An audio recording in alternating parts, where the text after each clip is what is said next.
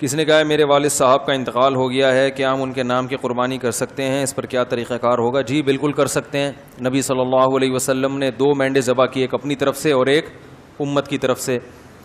اور آپ نے ایک دفعہ ایسا بھی کیا کہ ایک قربانی اپنی طرف سے اور ایک ان کی طرف سے جو قربانی نہیں کر سکے.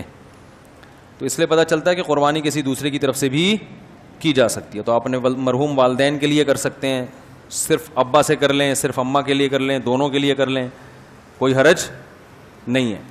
ہاں اب دونوں کے لیے کریں گے تو کیا ثواب تقسیم ہو کے ملے گا دونوں کو؟ یہ ایک سوال ہے بھائی، سمجھ میں آ رہا ہے؟ بھائی ایک بکرا، ایک دمبا یا گائے کا ایک حصہ آپ کے مرحوم والدین دونوں کے لیے کر لیا آپ نے، تو کیا آدھا آدھا دونوں کے لیے ہوگا یا دونوں کو پورا پورا ثواب ملے گا؟ اس میں علماء کی 2 رائے ہیں، کیونکہ اس کے بارے میں قرآن و سنت خاموش ہیں. صحیح ہے نا؟ ابے بھائی بکرا ایک ہے اور ہو رہی ہے مرحوم ابا اور اماں دونوں کی طرف سے، تو کیا آدھا آدھا ابا اماں کو ثواب پہنچے گا یا پورے پورے بکرے کا پہنچے گا؟ سوال سمجھ میں آئے گا تو پھر جواب سمجھ میں آئے گا نا. تو اس میں علماء کی 2 رائے ہیں، کیونکہ قرآن و حدیث جہاں واضح نہیں ہو تو پھر اجتہاد ہوتا ہے نا. تو بعض جی نہیں، مرحوم میں زیادہ کے لیے بھی ہو سکتا ہے. زندہ میں تو ایک کے لیے ہی ہوگا، جو مرحومین ہیں ان میں پوری امت کے لیے جب نبی نے کر لیا تو نا، تو آپ بھی پوری امت کے لیے بھی کر سکتے ہیں.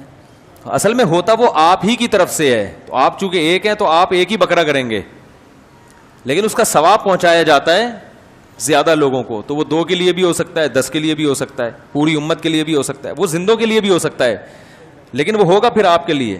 لیکن جب آپ قربانی 2 کی طرف 2 زندوں کے لیے کر رہے ہوتے ہیں، پھر وہ دونوں کے لیے الگ الگ ہو رہی ہوتی ہے، اس میں ایک میں 2 آدمی شریک نہیں ہو سکتے. لیکن صرف ثواب پہنچانے کی حد تک جہاں تک بات ہے، تو ثواب پہنچانے میں تو 10 کو پہنچا دیں آپ. تو اب علماء کہتے ہیں کہ بعض علماء کہتے ہیں ڈیوائیڈ ہو کے پہنچتا ہے، صحیح ہے نا، اور بعض کہتے ہیں نہیں پورا ثواب اس کو بھی ملے گا، پورا ثواب اس کو بھی ملے گا. دونوں قول ہیں علماء کے. تو اس لیے افضل تو یہی ہے کہ ابا کے لیے الگ کر لیں، اماں کے لیے الگ کر لیں، افضل یہی ہے. اور اگر نہیں کر سکتے دونوں کے لیے کر لیں، ایک ہی کر لیں دونوں کے لیے. اللہ پہنچانا چاہے گا تو دونوں کو پورے پورے، اور پھر گوشت کھا لیں 2-4 دنوں کے اندر. کیونکہ وہ ایک آدمی نے خواب دیکھا کہ اس کا بکرا جو اس نے ذبح کیا تھا جنت میں ٹہل رہا ہے. 2 مہینے بعد خواب دیکھا، لیکن لنگڑا ہے.